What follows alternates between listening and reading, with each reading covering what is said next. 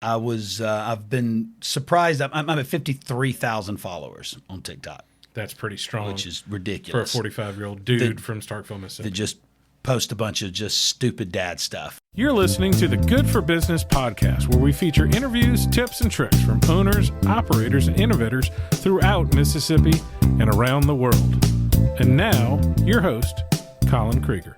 Welcome to the show this week. My guest is Terry Long, Regional Director for Walk-Ons Sports. Is that correct? That's right, for our franchise here in Mississippi. All right. How many stores does that involve? We got 2 right now, working on our 3rd location. It's going to be in Tupelo. We're just working on the location right now. That's awesome. Where's the second one? Is South Haven. South Haven. And is that one up and rolling and rocking and rolling? Up and rolling. I'm headed that way as soon as we finish up here. I've been watching you on the Tickety Talk doing that. You're pretty. Don't be humble. How popular are you for you're not quite middle age. How old are you? I'm 45. You're getting there. So I'm there. Yeah. How popular are you on the Tickety Talk? I've been surprised. I'm at 53,000 followers on TikTok. That's pretty strong, which is ridiculous for a 45-year-old dude from Starkville, Mississippi. That just post a bunch of just stupid dad stuff and husband stuff. No, well, it's incredible. I tell people about Facebook, just document. Don't sit there all day waiting. We were talking before the podcast came on about getting a podcast started and how you get all these excuses and limiting beliefs in your way and all that sort of stuff, and slows you down a little bit. It does. You can get in your own way a lot. Yeah. So tell me a story. So I've done 20 years in food service. My stepfather was a chef. I worked in every restaurant in New Orleans and around the world. What was your first job when you were a little bitty youngster walking around? First job, I was 14, which probably wasn't legal. I was actually washing dishes at a mom and pop restaurant outside of Hatley, Mississippi. Okay. I would I'd wash dishes on Thursday, Friday, Saturday nights. I'd get paid $25, and I got to take a plate of food home, and it was whatever. And it was a fish and steakhouse, so sometimes it was catfish, sometimes it was steak, which translated to, I only did it was about 5 hours of shift, so I was making $5 an hour in 1994. Minimum wage was $4.25. The government doesn't listen to this, right? Because I didn't pay taxes on any of that. They can't hear any of this. So. Yeah, I think they can only go back 7 years. And I've been working full time in restaurants. I was 13. Yeah, and I'm definitely sure that was illegal. I remember that. I was like, how are y'all giving me a paycheck? And when I get 48, 50 hours a week sometimes. And, well, yeah, but you were in New Orleans in Louisiana. Yeah, it's not. That's lawless wasteland. What kind of laws do they really have? That's what I tried to figure out. My senior year of high school, I worked about 70 hours every week, and I had paychecks from 3 different places. And I'm thinking, there are absolutely. I was serving drinks at 15 and all that. So, all right. So you're just washing dishes. That's it. That was my first job. I got fired because I sprained my ankle jumping off of a trampoline into a swimming pool, and I couldn't walk, couldn't stand. And I called him. I said, "Hey, can't make it in." He said, "Well, then you don't bother coming back then." And that was also my first time to get fired. Yeah, I've been fired once. So everybody gets fired once. Where'd you move on to from there? When I was younger, I worked at Sonic for a couple of years in the kitchen, Sonic Drive-In in Amory. And then I worked at the Walmart Supercenter in Amory not long after it opened, a couple of years after it opened. Worked in the garden center, and I love that job. That was a job where if it got busy or crazy or wild inside, I could slide outside because there was always something that needed to be loaded, organized, washed, clean. And if it got too hot outside, I could come right back inside. I worked at the Kmart. That's where I got my shoulders from. I got at the Kmart Garden Center while I was working at a butcher shop and a restaurant, loading giant pallets of dirt up in people's cars, assembling furniture and stuff. There was always this happy number because I got forklift certified, so I could drive the forklift, which was wild for a 17-year-old. I had no business driving that forklift. I was good at it, just as long as I wasn't on camera. But you wanted them to come in on those rainy days. They needed to order enough so that you could use that, so you could just load the pallet onto the trailer.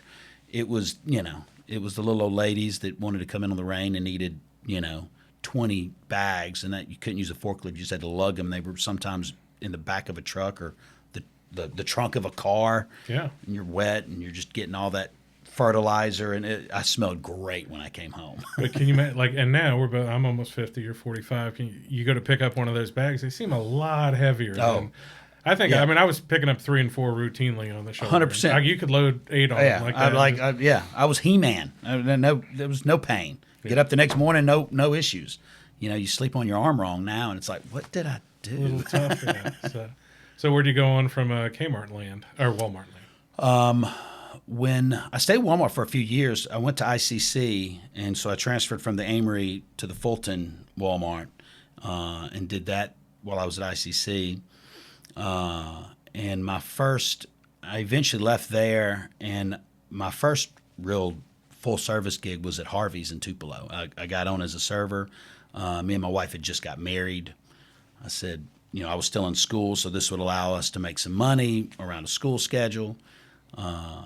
My plan in college was I wanted to go for an athletic trainer. I was going into sports medicine, kind of the ideas, to get paid to go watch, sporting events on the sideline. And somebody gets hurt, I do what I can to help them. But then, hey, that's real bad. Go see a real doctor. And then I was out. I was like, it's going to be great. I get to travel. I get to, see all these different games, high school sports, college sports, or whatever. And then when I got into the full service restaurant, I fell in love with it. I was like, this is this mad chaos that is so rewarding immediately as a server because, and there was challenges. I was newly married. My wife would say, hey, electric bill's due tomorrow. We need $75. Like, bet, then let's go. And so there was that gratification. The teamwork was there. I've been doing it now for over 25 years, and I've never had the same day twice. Well, I was a little scared because not everybody's done back of house, front of house when people have 10 plus years in food service, and I have, and you have, and it's a different mentality. Oh, absolutely. For both. I mean, and I would immediately switch, and it was interesting because like my last 6 years were at Papa John's Pizza, which you're doing both at the same time if you're the manager, but I would still have the sling the food in the oven like this mother, and then 2 minutes later I'm like, you can't yell at the customers.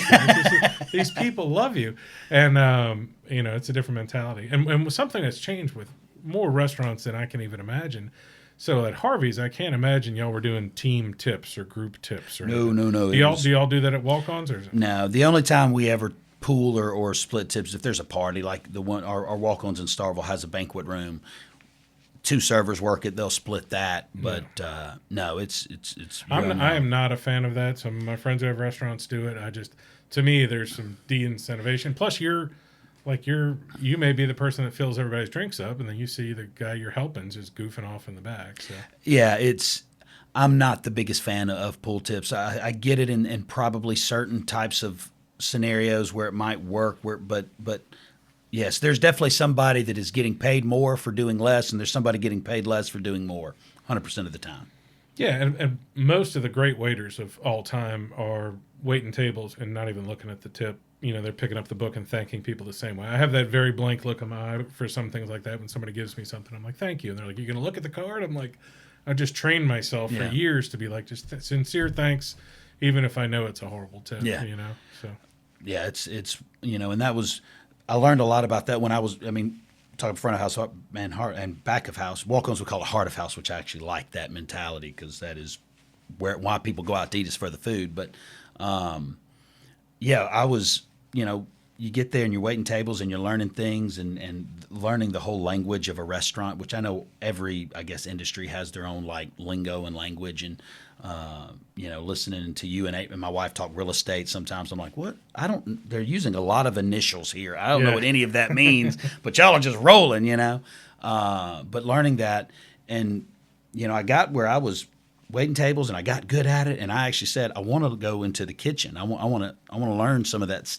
What are y'all doing back there? I want to learn how to cook. So they gave me some opportunities, and I, started being back there. Then they started putting me back on Friday and Saturday nights. I was like, time out. You pay me well, but I make a lot more money on Friday, Saturday night waiting tables than I can in the kitchen. But what was cool about that diversity is you'll see that restaurant completely different. If you're going in to be a cook, you're going in the same 4 walls that the server is, but that restaurant looks different and vice versa, which was another reason I just really dialed into this industry, because it was just like, that was so cool that I could work at the same job but it not feel like the same job. Completely different world. I worked at some high-end restaurants like Christian's and Broussard's in New Orleans, where the waiters did not step by there, did not step back the little, like, other than making creme brulee and bread in a little warming oven. You didn't step back, you didn't talk to them, anything like that. Like, if they forgot something, you'd wait. Like, you messed this up. But other than that, they're going to hold the ticket in your face. And I think back of house more than front of house, the weak talent stands out. Like, you probably know, I think you have a high school kid washing dishes and then you let him move on to wait staff or whatever, and you can have a lazy busboy or somebody's not checking for drinks or refills. But in the kitchen, less people in there, and the good guys stand out. Oh, absolutely. Yeah. It's, there's so much talent, that, and you don't even realize it sometimes. Like, and you can be surprised. Sometimes that high school kid just, it clicks with them, and maybe it's because maybe they cooked with their mom or grandparents or something like that when they were growing up. But to see it when it clicks, is really cool in the kitchen. Almost front of house wise, server wise, everybody has usually a 2 to 5 week. Like, it takes 2 to 5 weeks out of training for it to click, and then they're just doing the systems. In the kitchen, it's got to click a lot faster. You don't have that grace period to get it right, because you don't get a pot thrown at your head. I've had so many knives and forks and stuff thrown at me. Plus, and I always looked at it from when you're in front of house, you're waiting tables, you're on. Like, you kind of standing up straight. You got to be sharp. You get a little time to whine and bitch to your friends when you're there. But the kitchen, like, you're living with them. You're interacting for the whole 8-10 hour shift. Sometimes it's harder to see what's coming, which is the scary part, is where nobody gives you a heads up that a 20 top just sat down, and you don't guess how many fries you got to keep down. And part of that communication that gets better in corporate environments at Papa John's, we say you're only as good as your prep. Like, I ran the Oxford store when I was leaving. Now is the busiest store in the country, or one of the busiest. They're not cutting one green pepper. They're cutting 3 boxes of green peppers. Oh, yeah. And they're opening 300 cans of sauce a day. Like, you better be ready, because if they let you down, there's no catching up once you get in the weeds. Oh, yeah. No, if you're behind, you don't catch up, and it's, doing as long as I've done, it's been wild to be able to project those expectations. Like, when I first got into management with Eat With Us, every morning the chef would have to print off the sales report on a ticket just on the printer. And that ticket was probably 30 feet long, and would go to an Excel spreadsheet and plug in, I sold this many chicken fixins, I sold this many, ribeyes, I sold this many catfish, and you, in an Excel spreadsheet, and it would calculate, okay, you sold this many this week, so next week, if you do the same in sales, this is kind of what you expect to do. And then you would build prep sheets and food orders from that. I mean, it was probably 2 to 3 hours worth of work on that chef just to build the expectations. And now I can do that from my phone. All that information is up to the minute, which is great, because now these chefs can actually spend more time with their people versus on the systems and on the thing, which is probably why I think a lot of chefs were so angry, because when they're not supposed to be sitting at a computer for 2 to 3 hours at a time. Take the guy that failed out of high school algebra, which I was on that list too. And I remember watching hours of my stepfather looking at a notebook and going, "Oh, we need this much prime rib," and then of course, you're in a college town, so you're factoring in not only the normal sways of paychecks and is it raining, is it going to be a bad rainstorm, but you got game day weekends. Oh, and like, we had all the, the data's changed a lot. I'm sure it's much better now than it was 15 years ago. But that's the biggest difference, I think, between small restaurants and corporate restaurants. But Doug at Zachary's here, who owns Coffee Depot in Starkville, is a master at it for an independent restaurateur. But he's like, he'll ask me, he's like, "Is there a soccer tournament this weekend?" Like, because those are the things that, you're at 7:30 and all of a sudden you're like, "Hey, cut everybody, it's dead." Well, it's dead because everybody's at the soccer tournament. Yeah. And Doug is great. He's so good at what he does. But those, working in Tupelo, if you were to look at a weekly, monthly, annual sales graph, it was along the same line. You see a couple of spikes, couple of drops, 4th of July weekend, it probably dropped, but in Starkville, it is, Labor Day weekend is one of the slowest weekends of the year when there's no home football game in Starkville. But we're about to go through 4 weekends in a row, which is awful. Yeah, I noticed Ole Miss had the same thing where they have both teams have 3 on 4 off sort of situation. And that's brutal. Because once you get in the third week, like people want time off, and they're just in a college town, front of house staff especially is almost all college students part time. They're looking for. I'm looking for 4 or 5 shifts a week, and these shifts typically last 3 to 6 hours. When you get to a home football game weekend, you're probably adding a shift for everybody, but those shifts are now 6 to 9 hours. And first weekend, they're like, "That's awesome." Second weekend, "This is great. We got all this money. I've already got next month's bills covered." And then they get to the third week like, I'm tired of this crap. Like, I don't want to work this much. And they're getting behind on schoolwork and these other things. And in the kitchen, it's that same, those hours, it might be an 8-hour shift for them, but it's, 2 hours to set up and get started and then a 2-hour at the end where you're kind of breaking down. So it only leaves about 4 hours of grind. Yeah. On game weekend, it's an 8 or 9 hours, and it's 8 or 9 hours of grind. And you do that 2 weeks, 3 weeks, 4 weeks in a row, and And then the game has some effect. The visiting crowd has some effect. The game time, how the game's going, the weather, like you said, all of that. So you've got to keep people on in case something crazy, wild happens.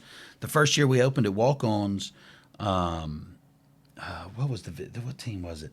Had lightning delays. That's what I was about to bring up, the lightning delays. And it was fantastic for business. And it was a night game, so it was one of those things where we probably were staffed a little bit lighter.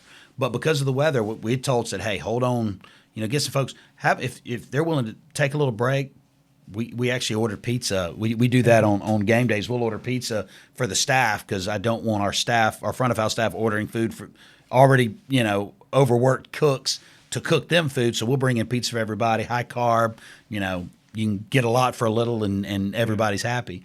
I said, let them sit down, take a break, give them some pizza. And then I was at the game and was walking in, and it was like, hey, hold on to folks. I don't see this game. This game could get extended. And then it was extended. And it was fantastic. It ended up being our record day at the time.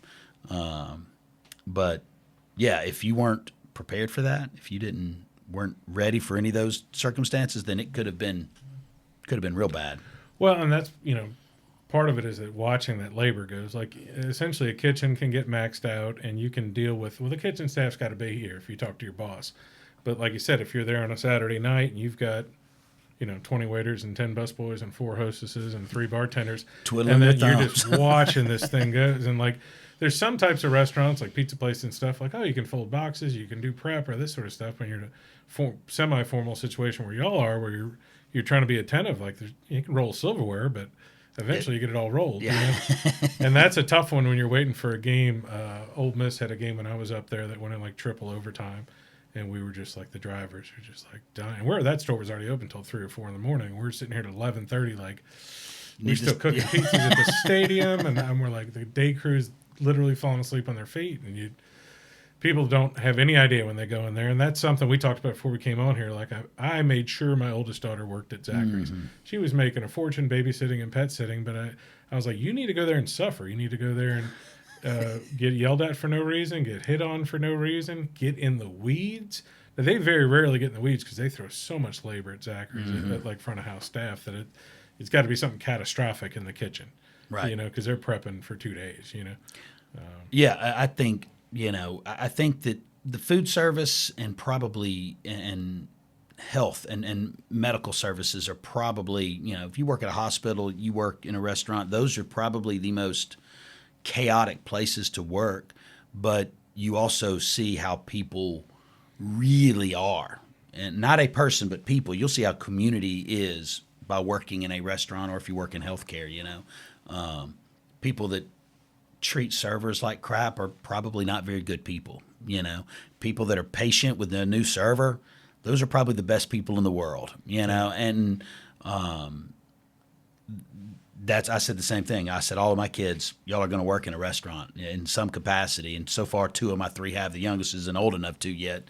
Well, he would be. Had he been, from when we were. Yeah. He's 13 now, so he could have been. In 40 years ago, he'd be working. But just because I think that you need to see that chaos, you need to see that. You also need to see the teamwork. There is, the amount of relationships, and whether I'm not even talking. I mean, I've actually officiated a couple of weddings of former employees that met at the restaurant because I hired 2 people that met, and they're like, "We want you to do it," but the lifelong relationships, friendships.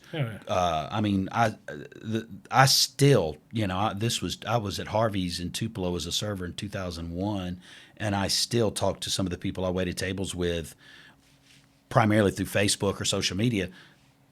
Maybe not weekly, but at least monthly. We're sending texts, we're sending messages. So you make these relationships because the only people that know what you've gone through at that restaurant are the people that went through it with you. It's, whether you want. I mean, I know that you hear that a lot in the military side, and not that we do anything like what the military goes through, but that camaraderie that I went through this with you, and those are the people you hang out with. You will inadvertently fall away from some of maybe who your close friends were before you get into the restaurants, because the people that you're in the restaurant with become your closest friends. It's like going through a traumatic experience. My wife was my boss at Papa John's in New Orleans, and of course that store is hold the national records for years. The big store there because of Mardi Gras. When we were there. She did probably 65 hours. I mean, like in 3 days. You were just there and sleep. We'd sleep in the walk-in and stuff, and probably nightmarish stuff. And then I came here 20 years ago this week to run the Papa John's here, and Wade and Will Leonard were there, and Octavius Hinton, and Steve-O, who's pretty popular here at Zachary's. He's at Zachary's now. He's in the pest control business. But he met his wife at the restaurant, and I still know those people from there, whereas I've had people in other walks of life where I don't know where they went to. Yeah. So you went from Tupelo Harvey's to Starkville, or? Okay. So, the E with us was a fun journey. So, Harvey's Tupelo was there for 2 years, and I worked my way into an hourly management role. They promoted me to a salary. So I went from there to the old Cotton District Grill, where I trained there for a couple of months over on Maxwell Street. And that was to put me as the bar manager at the Grill in Columbus. It was the Grill in Columbus for right about a year, and then went to the Harvey's in Columbus for about a year. When were you at the Harvey's in Columbus? 2000. It would have been 2002, 2003, a little bit of both of those. Okay. And then went back to Harvey's Tupelo as an AGM, assistant general manager. And was there for right at a year, and I came to Starkville in 2005, which I think is the same year you came to Columbus. That's when we came up with Katrina, We moved to Starkville in 2005, and I became the GM. That was my first GM role at the Harveys there. Was there for 4 or 5 years, came back to Columbus and was the GM at the Grill here for a couple of years. Left there, went to the Grill in Starkville, where I was a total of 10 years. I was at the Grill where it is now at Central Station. It was a year after they made the move. They brought me over there. I did run both grills for a couple of months at one point while I had a really strong AGM in Starkville, and they didn't have a GM, so I was kind of doing a little bit of double duty there for a couple of months while we trained. I can't speak more highly of the Bean family. And when I talk about, I'll talk about Columbus and I take them a little 40-minute tour, and most of the time I'm giving a tour of people who are stuck coming here, and they think so factories will call me or something. It may be real estate related, but most of it is this guy's coming. He thinks he's coming to a one-stoplight town. So I'm not talking him into it, but I'm like, hey, you're coming to the Golden Triangle.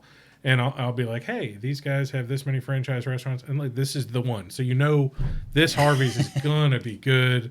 Pepper's is going to be good. I can be like, it's going to be good because they live here. Yeah. It's also an example I give, and I'm breaking out of context here, but I tell people who have the dream of owning a restaurant. And who doesn't usually have the dream of owning a restaurant is people who did what you and I did, supervisors and managers. They have the dream of getting a representative percentage or maybe owning 5 or 10. But during COVID, when the S hit the fan, Do you know who was at Zachary's every single day? Was Doug. Do you know Mr. John was at United Deli? The Beans, father and son, were in the kitchen at Harvey's. Oh, yeah. Because at the end of the day, like, you're not, the Huck boys are always at Huck's, but like, you're not, there's no dream of escaping this. We're not Drew Brees. Right. Does a great job. Oh, my Lord and Savior, Drew Brees, who changed my life. But Drew Brees, by the way, is involved with the Walk-Ons franchise in New Orleans. Is he involved with y'all's as well? So he's at the founders level. It's a fun story. And let me say something. Drew Brees is not on Fry Station. Though. No. He did do Undercover Boss where he washed dishes. I saw that. Real quick, going back to the Beans, John, for years on Valentine's, would hit all of his restaurants in Columbus before he would take his wife out for Valentine's dinner to make sure, were they staffed, any issues, any nightmares, is all your equipment working? And I remember one time he got stuck. I think it was the grill in Columbus. He washed dishes on Valentine's for like 6 hours because I think a dishwasher called out, or maybe the dishwasher, the machine went down or something, and there just needed more hands because when you're washing everything by hand, all of a sudden you don't have enough hands to do it. So he wasn't able to do a Valentine's dinner with his wife that year. That's what it was equipment, because if I'm not mistaken, that following Monday, it was a different company that had that that dish machine because they wouldn't come out to fix it. And he said, okay, well, but yeah, I mean, that's who they are. That's what they do. And they are incredible people and advocates for their community. Well, you can see it from y'all had, like, Walk-Ons had franchise development professionals on it from day one. Mm-hmm. Beans are teaching themselves this. Now it would be easier to start to say, I'm going to franchise because there's technology and all this other stuff. But like, they're on their 6th or 7th POS system since I've known them in 20 years because they're like, the first 3 were ours. Yeah. We had to develop ourselves. And like, I was at Papa John's, we were tearing tickets. I was at restaurant, there was no POS thing in most of my years in the restaurant business. And yeah, going back to helping, my wife was a national level dough slapper. Like, we had contests and stuff like that, one of the fastest it's ever been. She could probably still do it. We left Papa John's in 2010, moved down here, and we would still, because I got free pizza for a long time, eventually to the point where I had to tell my friend who owns Papa John's, like, it's okay. Yeah. And now my daughter's back at Ole Miss, and I'm like, hey, Trey Weigel, I'm going to plug Papa John's. Papa John's, the best pizza in North Mississippi. All 4 locations in Columbus, Tupelo, Starkville, and Ole Miss, run by Trey Weigel, BDT, is who I call him. So I should be hitting him up for free pizza. Until late 2014 and 15, we would pick up our pizzas because they're free. We're not going to ask them to deliver them. And if they're in the weeds, we go in there and blow their mind. And I've been there in a full suit, dishing out pepperonis, telling them, y'all should freeze the pepperonis so they go out quicker. I'm doing two-handed stuff, and they're like, the kids stop and looking at us. We're like, we got it. Go answer the phone. And I'd be like, don't put people on hold. What are you doing? He's like, do you work here, sir? I don't know. I've got a couple of guys on our Starkville Walk-Ons management team that have Papa John's history. They were with Papa John's. And when we got last year, Walk-Ons did this really cool tailgate box. But they were basically smaller pizza boxes. And these 2 dudes talk so much smack to each other about, I'm faster than he was. No, you were. I'm now faster than you. And neither of these guys have folded a box probably in months or years. That's a big deal. But it doesn't matter. They were like, no, I'm still the fastest of all. Like, it's wild. We should get your employees to fight over prep. I had 2 people in Oxford that fought over prep like that. And I want to take a quick break because I would assume Brian Haydad from the ESPN Radio, yes, or now Super Talk. And I am so proud of him because what we're going to get into, and part of it's imposter syndrome, part of it's wearing a stained shirt and seeing your friend who's an accountant come in or whatever. There's something deep inside a lot of restaurant managers, and he was the manager of the Papa John's in Starkville and did a phenomenal job. That he literally stopped and started doing commentary on the side for ESPN Radio. Then it built to something, then online, and now he's essentially one of the voices of Mississippi State, living his dream job. And if he stuck somewhere at 9:00 on Saturday night, it's a stadium. That is so cool because some people think they have this thing where they have to escape. And especially the smaller, if it's a local restaurant, they're like, that's the hardest part is to keep somebody at the restaurant because they just think the grass is always greener on the other side if the money isn't there. We're very lucky in Mississippi to have not only the Beans and your group and Papa John's that are very management heavy. Like they take care of their managers. Now they're realizing more in the last 10 years the cost of losing a GM, as opposed to like a single owner might be like, you're not doing this, blah, blah, blah. They're like, we're going to try to train them, because even they've got, easily $100,000 invested in training you, easily. Even if you just talk time and learn it, and then let you do cool stuff like open other stores. Yeah. That's always was one thing for me. Like I was making tremendous amount of money at Papa John's, but I kind of had the flower on my shirt when I got home, and it's just part of it, because when you were the busboy or the thing, you still have that little, Yeah, it's, moving into this role that I'm in now, it was hard for me not to do the job. Like I'd go to these restaurants, there's just two right now, but I'd walk in and I'd just take over. I mean, and just do that's just what I did, step in and, and then get done with the shift. I'm, work a 14-hour shift, which was nothing. Still to this day, I can work a 14-hour shift and, let's go have dinner. It's just what we do. And, but then I get home and be like, what did I do? Yes, I supported them. Yes, I helped them. How did I develop them? How did I make them stronger? And I didn't. I made them stronger for a shift or maybe two shifts. I made them stronger for the day, but I haven't done anything to help them. And so there's definitely that learning curve of not being in the trenches. I joke that I work probably less hours now than I did as a GM, but I work more days. Yeah. Because it's 7 days a week. There's not a day that doesn't go by that I'm not on my phone. It might be a 15-minute conversation. It might be a single text. Then again, it could turn into I'm having to drive somewhere. I got to go bail somebody out and that kind of thing. But again, it's that never the same day twice, which is what I love. When I was in high school, I was very good at math, very, very good at math. And I had teachers like, maybe you should go into accounting. And I was like, okay, I'm in your class 45 minutes, 3 times a week, and you tell me how annoying I am. Could you imagine sitting in an office with me for 40 hours a week, trying to do numbers? She goes, I would kill you. I said, well, I'm going to hopefully stay alive, and let's do something where I'm not stuck in an office, where I can be a little bit more I social. wouldn't be capable of being chained to a desk. My challenge at Papa John's is being chained to the counter. I love the customer service, love getting in the weeds, love having 50 drivers on the road at one time. Yeah. And that skill set now helps me when I have like a day like today where I have 4 podcasts and when some person drops out and I have 7 appointments afterwards and people are texting me this and just that stuff moving around in my mind. That was such a skill set. Besides the customer service, just being nice to people when they're absolutely crazy. Yeah. I had Worm Nichols, Worm Nichols knocked Deontay Wilder down, a professional. He's a boxer. He's been arrested. He probably worked for you at some point. And he's like, my worst experiences ever were with Karens complaining about their steak not being cooked right and just demeaning and mean and cutting you down for something so easy, And that's the reason I think people like Doug Pelham and the Hucks throw so much labor in the front of the house to just, you don't have time to complain if your drink's always full. And talk about, that's the worst part about the experience of once you get into 10 or more years in front and back of house, is you being in a restaurant and you know whose fault it is. You know that you have a bad table. You know you have had a bad management experience at the grill here, and we talked it out a couple weeks ago.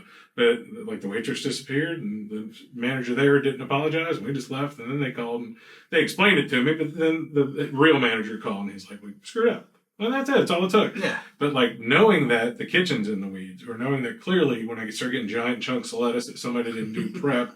Or like, I've seen the thing that bothers me the most is like, I'm there and there's a 30 top there and I know that they're just not going to do my order until they do those 30 people, as opposed to splitting the kitchen or staggering it a little.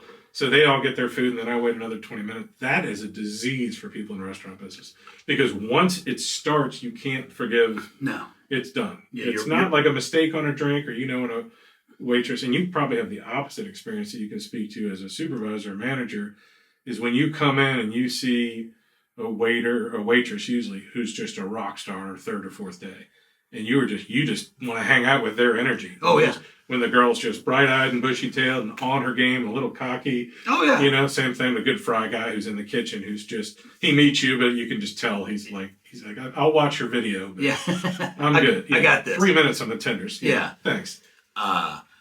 We were in Tuscaloosa, me and my wife and my daughter were in Tuscaloosa yesterday, and we don't eat at normal times. Restaurant people don't eat. I don't eat lunch at 11:30. Yeah. I never eat lunch at 11:30. Don't eat dinner at 5:30. I can't. I'm working during those times.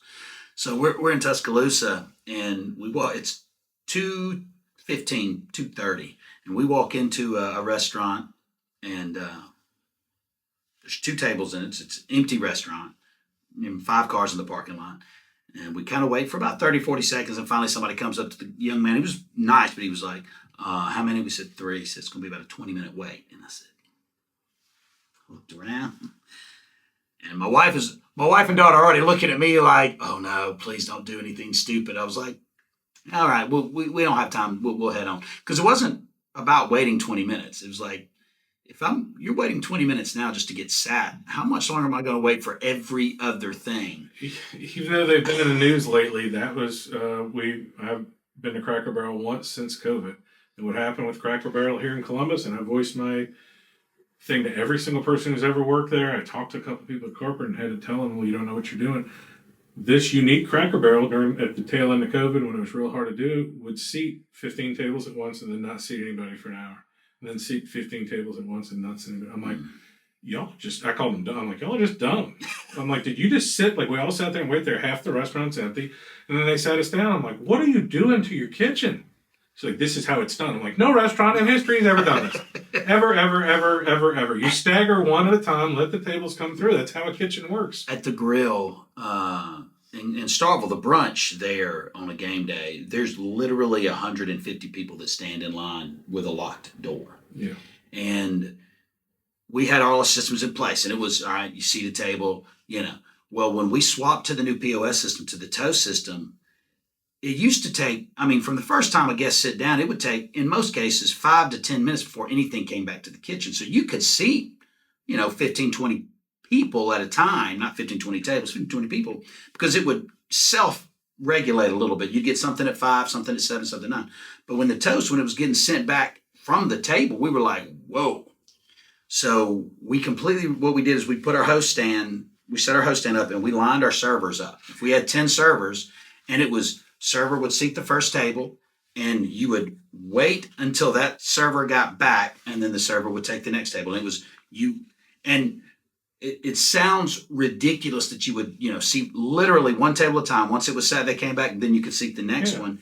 But it doesn't clear the kitchen. And if you're in the back of that 150 person line, as long as it's moving forward, you're fine. And it did. It moved forward. Disney World theorem, Almost. And usually those first couple of tables were done eating by the time that 150, person got there. And by that time we were probably on a wait, but it was a 10 to 15 minute wait. Well, you don't realize I just waited 10 to 15 minutes to get in line, but because I was moving constantly, and you get in. And it's little tricks like that, but yeah, just seating 15 tables. It still drives me. COVID messed a lot of people up, though. COVID was it messed with a lot of people. Well, it showed who the people who weren't handling their restaurants and who didn't have franchise control coming and checking in. Because for my friends at Papa John's, they said it was the busiest time of their life for the management and supervisors to go in, because employees everybody got in the habit of not doing stuff. I tell people now, there was a beautiful time in 2020 when every human being and every event was on Facebook, and that's gone. And we're back to 2004 or 5, where you probably got to put an ad in the newspaper. You probably got to put an ad on this, and every single social media thing if you want to get attention. Because there's people, my daughter's like, I got to start looking at Instagram again, because the colleges are Instagram heavy. Yep. And they don't care about all SEC schools, and they're like, but they're just don't care about Facebook. I'm like, it's the same thing. It's the same company. It's literally the same company, but you're right. And depends on which demographic you want to go after. If you want to go after people probably my age and older, then Facebook is still pretty prevalent in our day-to-day. Yeah. If you're under 40, Facebook is much smaller. Instagram is probably the more popular. And if you're under probably 30, 25 or 30, you might as well go to TikTok. Yeah, and it's split up. All these smaller apps are just taking little pieces of, which is how the world has been forever. It's different newspapers. Speak about your TikTok fame. How do you get to that? Okay, so this was a COVID reaction. Didn't have TikTok. Didn't really know what TikTok was. I thought it was a music app, which is actually what it was when it first started. It was supposed to be about a music type thing, but and I went from working 80 hours a week, not 80, 60 to 70 hours a week, to working 40 hours a week, because we split our management team. You worked lunches, you work day one week, you work nights the next week. And so we tried not to. By the way, half the people listening are like, I thought that's how restaurants work. No. No, when you're in management, if you work daytime, you also work into the nighttime. Yeah. You don't leave at 4:00 or anything. But to try to keep, us from crossing over and catching COVID and all this, so we split our teams up that way to, A side, B side, whatever. But so I had all this free time on my hands, and I'm an active guy. I'm a musician, but I don't have time to gig or play anywhere because I run restaurants. I like sports, but I don't have time because I run restaurants. But all those other things that I like to do in my spare time, I couldn't do because you couldn't go out and play music. You couldn't go out to watch live music. You couldn't go, there were no more sporting events. And I was just like, had all this free time and this built up creative energy. So I said, well, all right, I'll try a couple of things. And during COVID, there was this huge rush of grown folk, the people that were in above 30, above 35 and 40, that were getting on TikTok and doing the same thing. And I kind of found quite a few like-minded people, and we kind of inspired each other, and we were doing different things. And they say if you really want to blow up, you got to have a niche. And not that 50,000 people is what I call blowing up to the TikTok thing, where you got people at 10. It's pretty big in Starkville. In rural Mississippi. That's why I had something like, I got on the front page of Reddit like about 7-8 years ago. Like I was the number one, and I'm like, I'm almost like, I retired. I'm done. I'm done. I'm famous. Yeah. And that was it. And then the next day, again, they don't care, But yeah, so I get on there and I talk a lot of stuff. The people that know me really enjoy when I put the wigs on and typically make fun of my wife or make fun of me through my wife's eyes wearing a wig, theoretically making fun of her. She wasn't the biggest fan of it initially, but she's grown to love it. I'm going to tell myself anyway. But no, so it was, doing different things, trying different things. And, I catch a video and it blew up. The first video was a true story, and where I played both parts. Me and my wife were coming home from Tupelo back to start. We'd done some shopping or whatever. We were coming home, and I don't know. Apparently, a lot of wives do this. She was wearing jeans, and she was like, "I'm taking these jeans off. It's an hour and a half ride home. I don't want to. So don't get pulled over." I was like, "I'm not gonna get pulled over. Fine." Literally got pulled over, and like her jeans were in the back seat, so she's like trying to reach back, and the cop comes up and he's like sees her, and she's like pulling her shirt down, and so I made a video kind of playing all those, and that was the first one. I think it was around 500,000 views, which was my biggest view other than that was like 500. I mean, it was just, and it was such a dopamine high. Like my phone, I had to turn notifications off TikTok. I still don't have them on notifications on TikTok, because when you do have something blows up, it's just, your phone just doesn't stop buzzing. And I was like, all right, I found my niche. And then I tried a few other things like that, and it just didn't blow up the same way. The biggest one I had was me just, the camera looking at me and me I found this story where 5 to 7-year-olds were asked, what does love mean? And it was all their definition of what love is. And some of them are hilarious. Some of them are cute. Some of, it's when, dad brings mom home flowers, but then some it's, I can't even remember some of them, but they were cute, but meaningful. And I had this Adele song playing in the back, and that did like 3 million views. It was wild. And I've had a few others that have but none of them are the same. I had one, me and my wife were in Tupelo shopping a couple years ago, and no doubt watched somebody that was a human trafficker following this girl around, and we intervened. And I just tell that story just as a PSA, like, hey, y'all in Tupelo, be aware, not just Tupelo, anywhere, be aware. Like, if you're a 19 or 20-year-old girl, yes, you should be able to do everything you want to do, but please be aware, be vigilant, and keep your eyes on lookout. And if you feel any type of way, find a manager, find somebody. And that was actually the first one I did not monetize before then. I was just for fun. I was just doing it for creation and a creative outlet.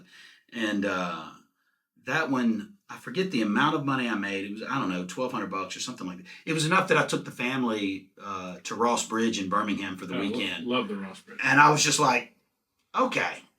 And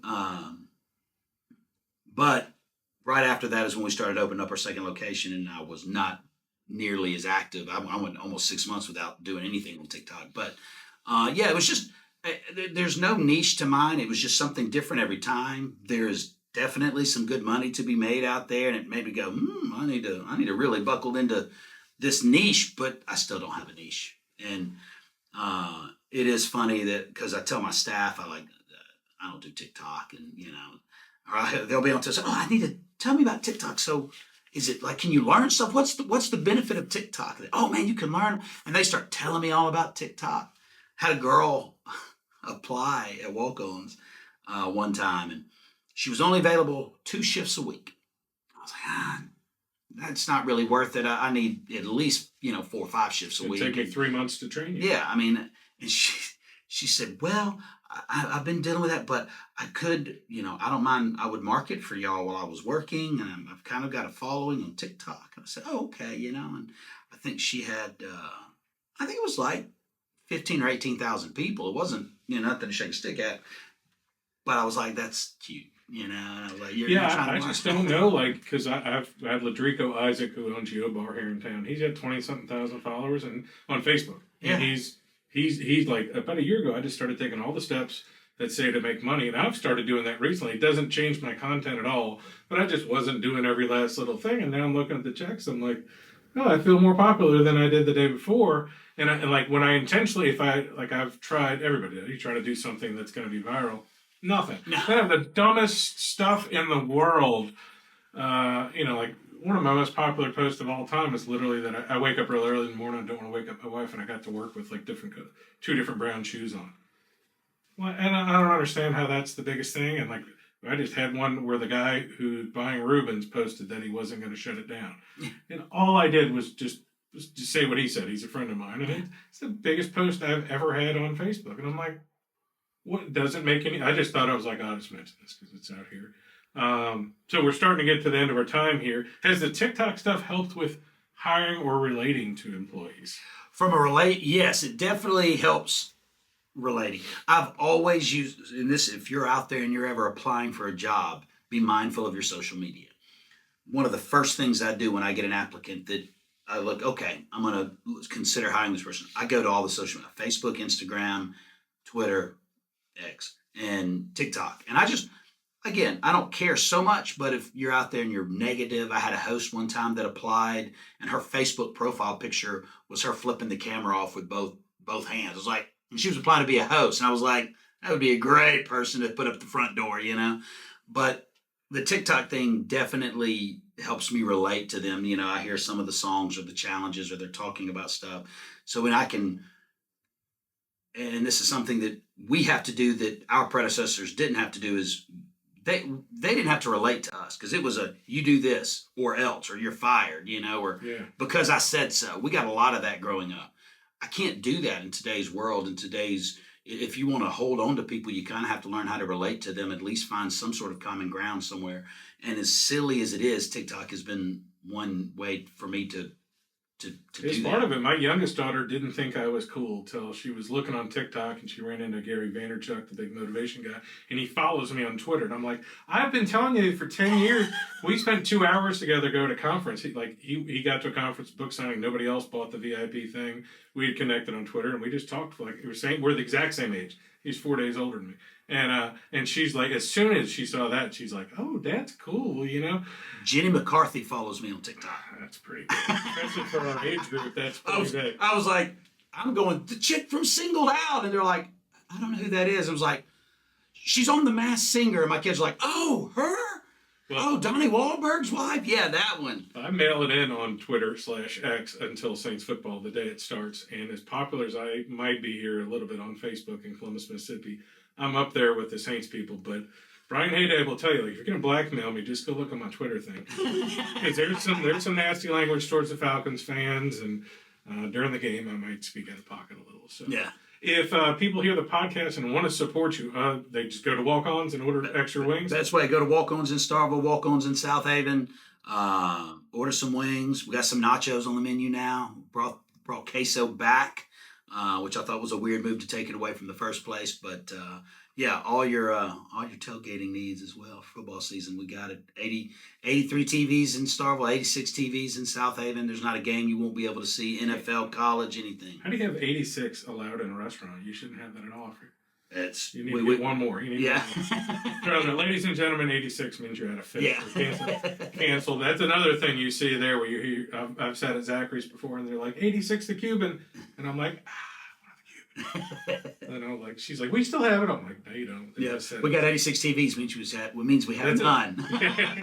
You're done on there. So, all right. Well, anything else you want to tell the great crowd today about TikTok or your support or anything like that? Oh man, just go out, have fun, treat people good. Treat a restaurant where people give them a little patience during football season. Order an extra beer, it'll be fine. All right. Thanks for coming on the show. Absolutely. Thank you. Hey guys, thanks for listening to the podcast. My name is Colin Krieger and my day job is real estate. If you're looking to buy or sell, I'd love to talk to you. Or if you just want to sit and talk real estate in a no pressure situation, I'd love to help you. I work with RE/MAX Partners in Starkville, Columbus, and West Point, Mississippi. I can help you find an agent anywhere in Mississippi or anywhere in the country. Just reach out to our office at 662-327-7705 or find me anywhere when you type in 662-329-SOLD.